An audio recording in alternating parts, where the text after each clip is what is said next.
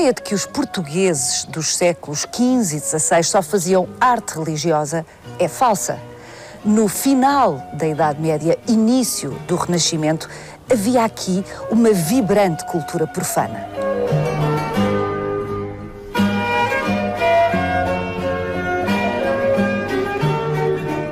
Em Évora, no Alentejo, existe o único exemplar de pintura profana do início do século XVI que se conhece em Portugal. É um conjunto excepcional.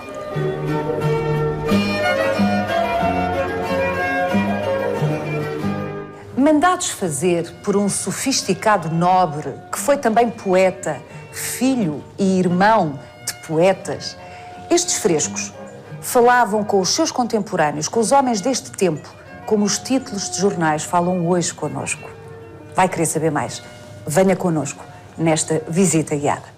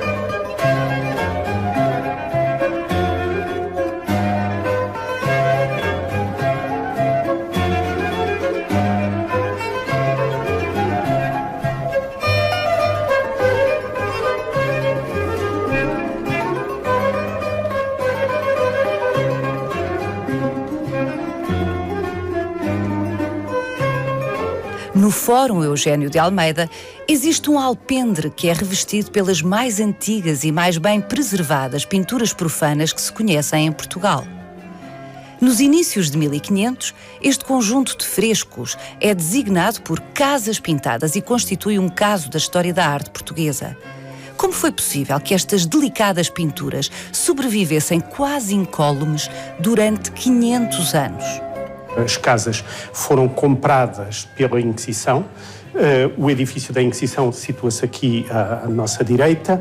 E estas casas ficaram para a residência dos inquisidores. E este pátio dividia esses dois mundos, se quisermos, a residência dos inquisidores e o edifício da Inquisição, de forma que era uma espécie de terra de ninguém que ficou mais ou menos desabitado, mais ou menos ao abandono até o século XIX, e isso permitiu que ninguém desse por isto, ninguém quisesse alterá-lo, e certamente permitiu que tenhamos aqui uma amostra do que devia acontecer também em muitos outros edifícios, desde logo nesta cidade. Na cidade de Évora. Estamos a falar de frescos do início do século XVI. A excepcionalidade é, desde logo, que eles se tenham mantido durante 5 séculos relativamente incólumes. Não se conhece em Portugal mais nenhum exemplo de frescos do início do século XVI em tão bom estado de conservação. É isto?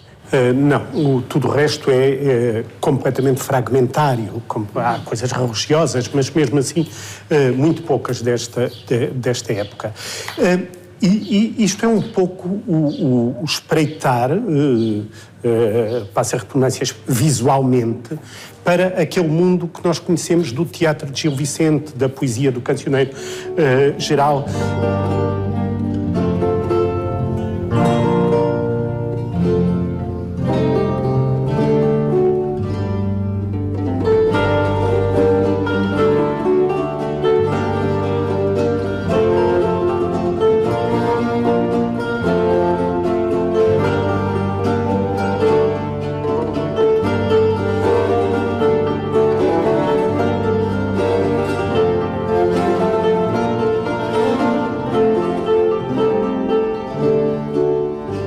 Este conjunto de pinturas dialogava com este grupo social, com as pessoas mais diferenciadas. E a própria ideia de palácio, para nós, na altura, é uma ideia nova, que não assim tão bem aceita quanto isso. Estas pinturas devem ter começado, ou este projeto começado em 1513, que é o ano exato em que o Gil Vicente escreve a Exortação da Guerra.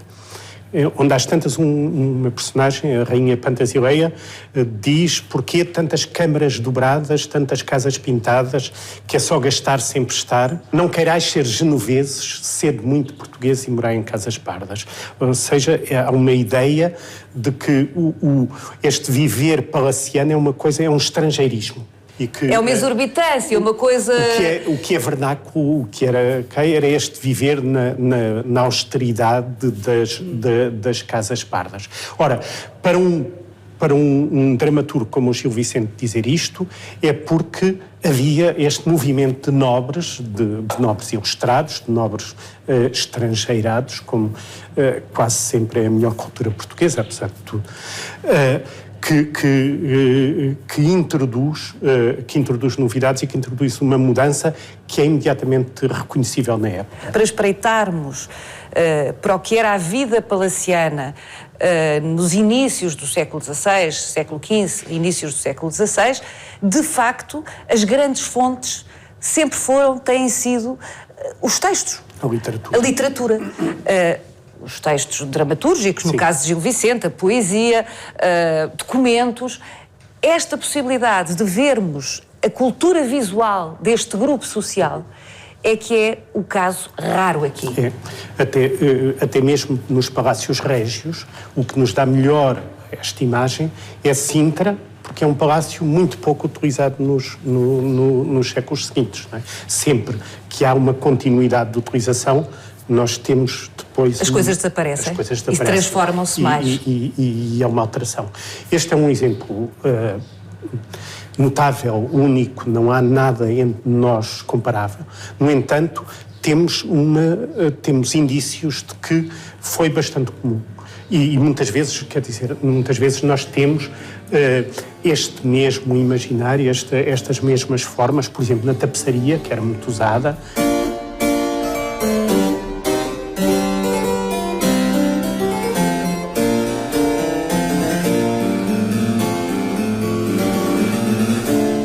Em objetos comuns aparecem-nos o mesmo tipo de figuras estranhas, de figuras, o que chamamos grotescos. O Holanda chama-lhe pintura onírica, essa pintura de sonho.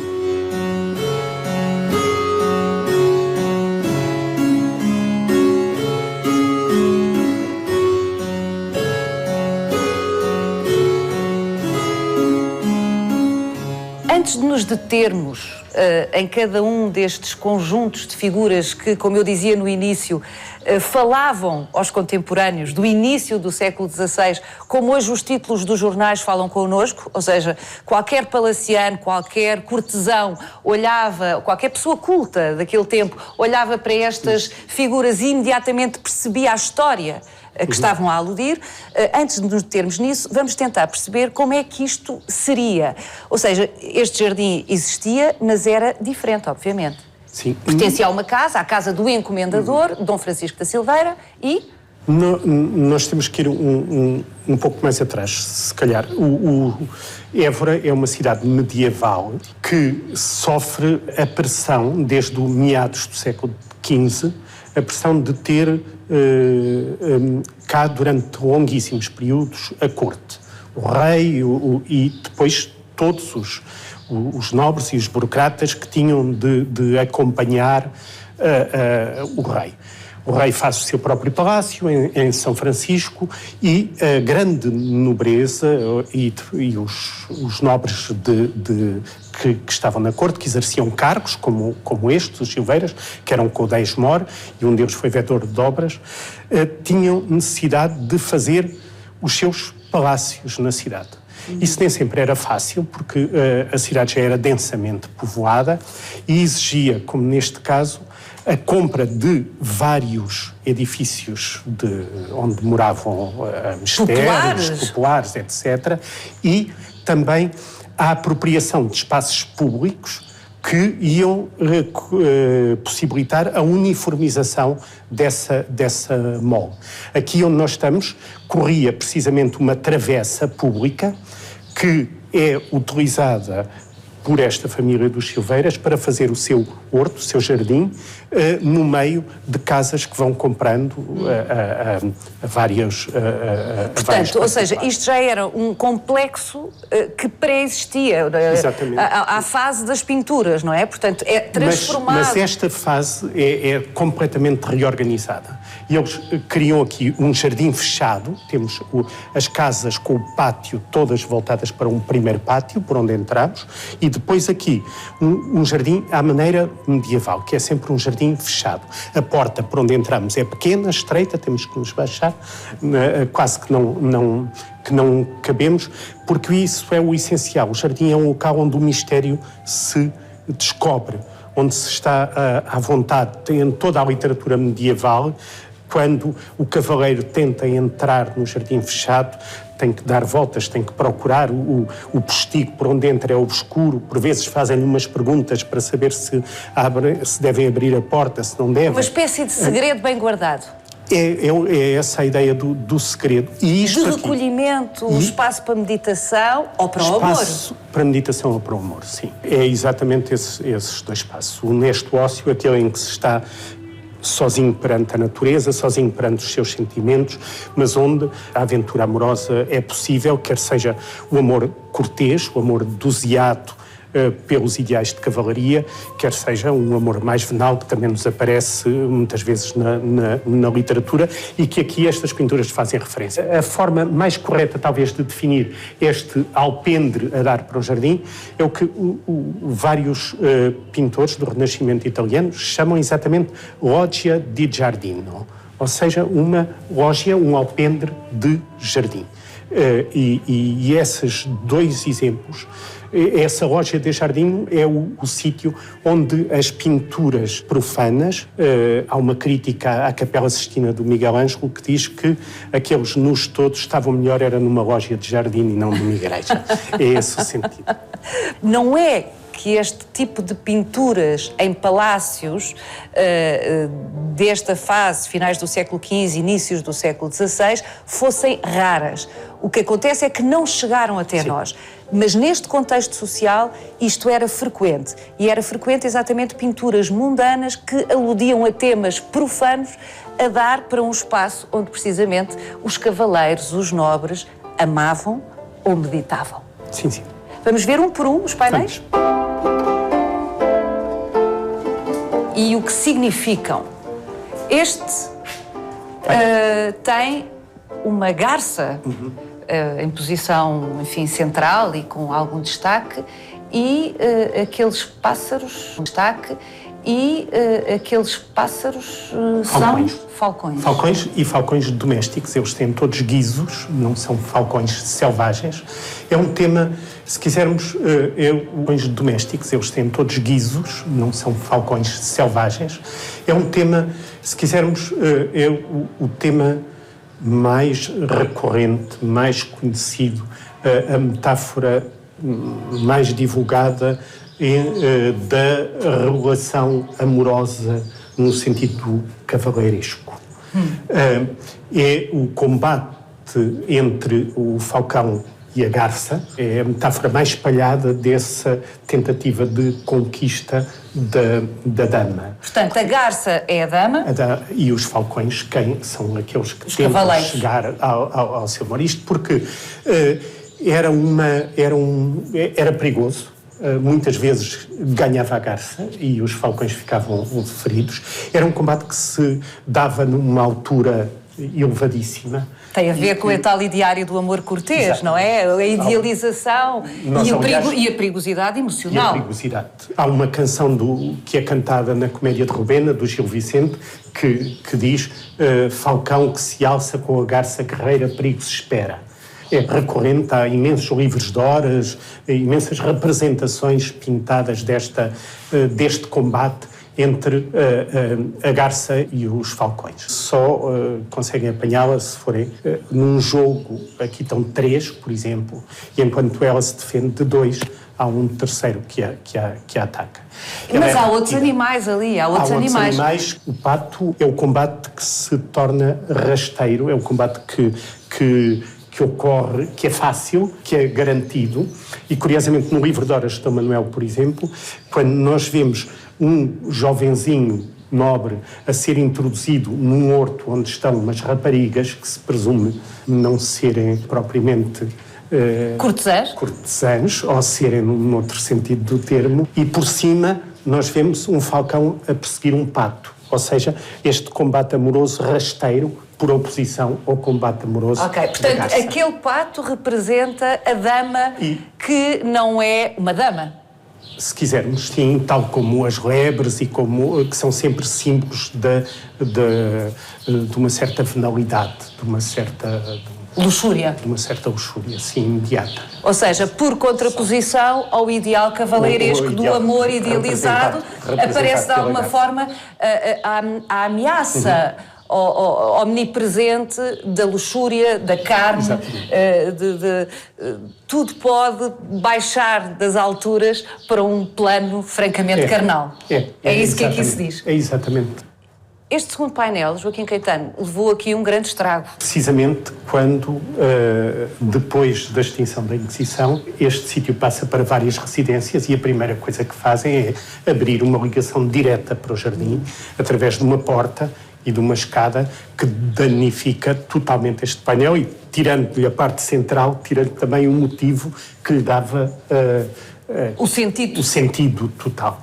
No entanto, podemos ver que este sentido é relacionado com o primeiro. É relacionado com o primeiro e oposto. Aqui temos o amor como engano, se quisermos.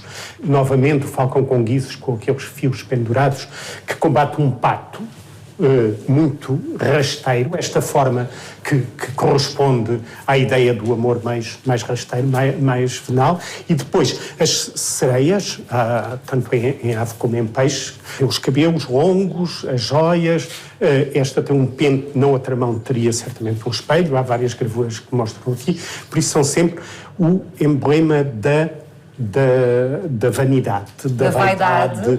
E essa vaidade é, se quisermos, oposta à sabedoria. Nós temos aquele animal que é normalmente associado à ideia de sabedoria, a coruja, está ali em cima, e aqui é o pormenor mais curioso. Estes pequenos pássaros que passam por cima, que atormentam a pobre e sapiente coruja. São tordos, e os tordos caracterizam-se por combaterem ou chatearem os seus inimigos, defecando em bando sobre eles. Isto, no fundo, representa a ideia da sabedoria aviltada pela ignorância. A cultura erudita do seu tempo, o encomendador destas pinturas domina, porque são alusões permanentes a esse tipo de obras, não é? O cortesão refinado tem sempre um olhar um pouco afastado da intriga de corte. Ele está, mas tem a consciência de que a verdade está no outro lado, ou seja, está e não está. Ou seja, é o chamado cinismo. Que é intemporal. Uma linguagem natural da política. O pai do Francisco da Silveira, o Fernão da Silveira, tem um conselho para um sobrinho que vai entrar na corte e ele diz que há duas coisas que não calam para quem quer vir para a corte. Uma é saber vestir, outra é saber tratá-lo, ou seja, saber como dizer as coisas na corte. A consciência de que a corte é um sítio de enganos e que a verdade está próxima da natureza, está... O que é interessante, porque isto remete-nos novamente para a nossa contemporaneidade. É frequente ouvir dizer a políticos que é lamentável o estado da política e que é lamentável o ambiente político que se vive e a forma como a política está a ser praticada e vivida. Portanto, é este tipo de ambivalência e dualidade. É exatamente a mesma coisa. É a mesma coisa, até porque essa diferenciação, ontem como no século XVI, faz-se sempre entre aqueles que são os políticos porque estão lá dentro e parece que não existe outro mundo senão o da intriga de corredores cotidiano, e aqueles que são capazes de, estando lá dentro, ter um conhecimento do mundo e uma visão distanciada em relação ao seu próprio papel em determinado momento. Vamos ver o que nos diz o terceiro painel, o mais incólume deste conjunto. o mais completo. É o mais completo, o único em que aparece uma figura humana, aquele pastor a tocar, ou pastora a tocar uma gaita de foles, para um concerto de lebres, que é um tema também recorrente na Idade Média, pelo absurdo, ou seja, as lebres são animais fugitivos, o tocar para as lebres é algo impossível, quer dizer, é algo que não acontece. Nós aqui é relativamente mais fácil encontrarmos referências diretas a histórias concretas. Por exemplo, estes 2 galos de briga parecem relacionar-se com o tema central é uma luta de galos. Sim, sim. Que é uma expressão que usamos hoje, aliás. E que até tem um conteúdo bastante atual, porque tem algum conteúdo de crítica desta ferocidade, quer até um pouco antirracista, se quisermos. A história conta-se com uma pobre perdiz, que se vê aqui ligeiramente ao lado, para ir para ser vendida na feira, que é colocada num caixote onde estão 2 galos. E os galos, é claro, atacam-na e maltratam-na. Mas logo começam também a lutar entre eles. E a perdiz diz... não me devia admirar de me maltratarem a mim, que sou diferente, quando mesmo entre eles, que são iguais, eles se degladiam e se tentam maltratar. Essa história que conta era uma história popular. Era uma história de Esopo. De Esopo, mas que estava disseminada. Toda a gente conhecia grande parte destas histórias e, sobretudo, conhecia o sentido moral que lhes davam e que fazia com que elas fossem. É interessante essa sua interpretação de que isto é, no limite, uma história moral. No fundo, é uma cultura de agressividade que está aqui representada, não é? E é como central. E não é por acaso que isto é o tema central do painel central. Esta luta de galos, que se quisermos, não há maior definição para o enredo político, palaciano, cortesão, essa e as outras figuras? O veado, a raposa? A raposa é outra história do Esopo. A raposa consegue, através de falinhas mansas, que lhe abram o galinheiro para ela contar, para ela falar às galinhas. Novamente o engano. E o pobre do cão dorme enrolado lá ao canto, sem se intrometer. É claro que depois da arenga às galinhas, ela vai comê-las uma a uma, evidentemente. E depois aparece ali o unicórnio para baralhar completamente a história. A história. O que me faz pensar, corrija-me, Joaquim Caetano, que não obstante as alusões destas pinturas ou destas figuras fazerem imediatamente eco nos contemporâneos que as viam, a história não é completa, portanto são alusões morais, há uma crítica ao poder, há avisos sobre o amor, sobre os enganos, mas ao mesmo tempo isto não é nada linear. Isso fazia parte do jogo entre o dono das pinturas, quem as recebia, quem as compreendia ou quem as compreendia menos e era necessário explicar. Ou seja, fazia parte desta encenação toda aquilo que o Joaquim Caetano está a fazer para nós. Visitas guiadas. É um pouco visitas guiadas, até porque as pinturas são um elemento deste bem-estar no jardim, como a sombra das árvores ou os frutos, são isso mesmo, frutos onde se colhem determinadas moralidades. Quarta composição, e este é delirante. Este é o mais complicado, porque se no outro lado nós temos, tirando o unicórnio, animais que se associam de forma estranha, mas que são todos eles reconhecíveis. Na natureza? Este estamos perante o mundo dos animais oníricos, estamos perante o mundo do delirante, dos animais culturais, se quisermos. Os dragões, a hidra de 7 cabeças, um leão que estava ali apagado, mas é um leão claramente heráldico, um grifo, o leopardo desta forma pontilhada que nos aparece nas descrições de mundos exóticos. Os homens deste tempo acreditavam que estes seres, que nós hoje consideramos míticos, tinham uma existência tão real como qualquer um dos animais. Como uma raposa? Eles aparecem nos bestiários descritos e catalogados tal como os outros. Portanto, animais. eles imaginavam que eram animais que existiriam noutras paragens.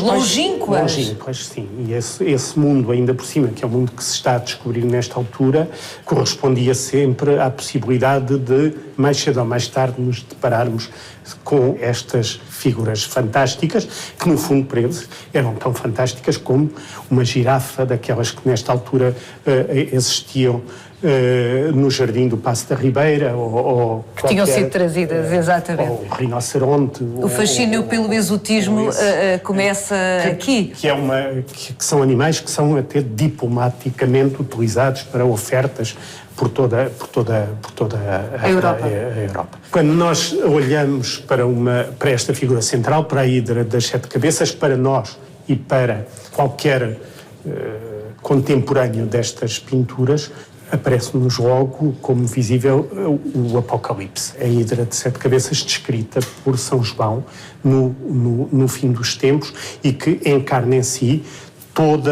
todos os pecados. Mas não era essa a única leitura possível. A Hidra das Sete Cabeças é a representação do homem que tem demasiadas, como eles diriam na altura, demasiadas amigas.